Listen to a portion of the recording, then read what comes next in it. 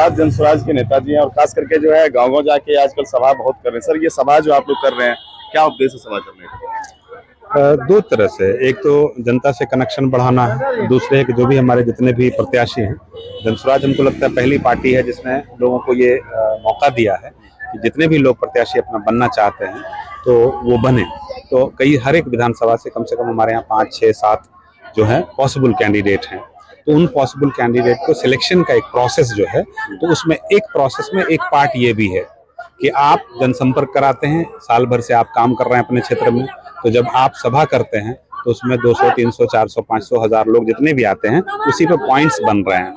तो हर एक प्रत्याशी को ये सुनिश्चित किया गया है कि आप कम से कम 3 से 5 सभा करें अपने विधानसभा में और उसी के हिसाब से मूल्यांकन होगा। सर, ये क्षेत्र जो है बाढ़ क्षेत्र में आता है, बाढ़ग्रस्त एरिया है, बहुत कठिनाई का सामना करना पड़ता है। जनसुराज की सरकार आएगी तो बाढ़ के लिए कुछ उपाय निकालेंगे?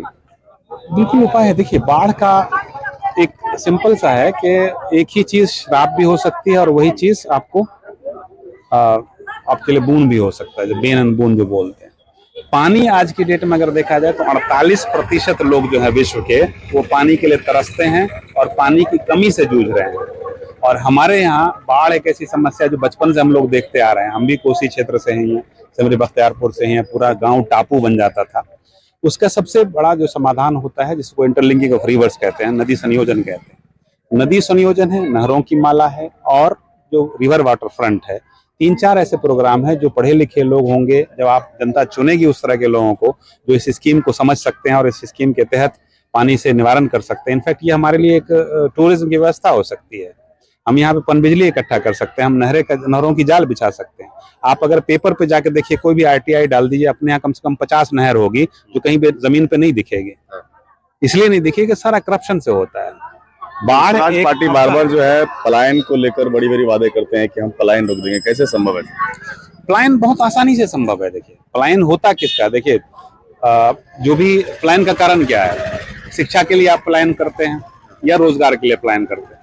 कोई भी हमारे यहाँ के बच्चे हों या जवान लोग हों, या तो पढ़ने के लिए जाते हैं या फिर रोजगार के लिए जाते हैं। दोनों की व्यवस्था जो जनसुराज या प्रशांत किशोर जो बता रहे हैं, और ये और नेताओं की तरह हवा में नहीं बता रहे हैं, ये समस्या बता रहे हैं और समाधान का तरीका बता रहे हैं। यहाँ तक बता रहे हैं कि पैसा कहाँ से आएगा।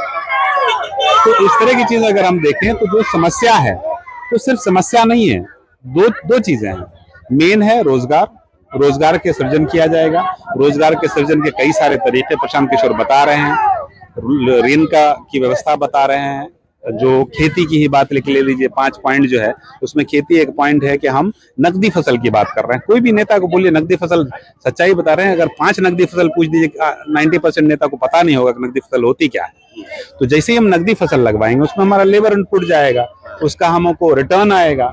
तो नकदी फसल में फ्री में लेबर कोई गवर्नमेंट आज तक सोचा भी नहीं। लेबर की बात करें तो सर, ये मनरेगा के थ्रू जो है लेबर प्रोवाइड कराने की बात कही जा रही है। मनरेगा में ज्यादातर भ्रष्टाचार होता है, ये तो आम बात है बिहार में।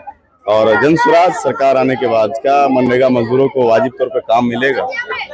मनरेगा आज क्या हो रहा है सभी लोग जानते हैं। 200 रुपया 150 रुपया बेचारे मजदूर पर दिया जाता है, कोई काम नहीं होता है ग्राउंड पे। हम ये 50 लोग मजदूर से नहीं कराया जाता, मजदूर से कराया नहीं जाता, लेकिन उसका अकाउंट यूज होता है। अकाउंट यूज होता है। कौन सारे बिचौलिए पैसा लेते हैं, चाहे वो ऑफिसर हो, चाहे बीच में दल्ले हो, चाहे जो भी वो सब हो, करते हैं। बेचारे मजदूर को कोई फायदा नहीं होता है और मजदूर से ज्यादा बिहार गवर्नमेंट को या जनता को कोई फायदा नहीं होता है उससे। अब उसी चीज को अगर आप कन्वर्ट कर देते हैं, जैसे लोग बोलता है, मजाक उड़ाता है कई बार, जिसको समझ में नहीं आती है बातें, मजाक उड़ाता है कि फ्री में मजदूर कौन देने लगा। भाई साहब, फ्री में मजदूर ऑलरेडी दिया जा रहा है। मनरेगा क्या है, फ्री में मजदूर दिया जा रहा है। अब प्रशांत किशोर या जनसुराज का आइडिया है कि उन मजदूरों को हम उस तरफ कन्वर्ट करेंगे जहां पे ऑलरेडी हमको रेम्यूनरेशन मिले। हमारे जो किसान हैं उनको फायदा हो और किसान की उपज से लोगों को फायदा हो और मजदूरी से मजदूरों को फायदा हो। अभी महिषी विधानसभा आए हैं आप, सिमरी बख्तियारपुर से आए हैं। महिषी विधानसभा की जनता को क्या कहना चाहेंगे?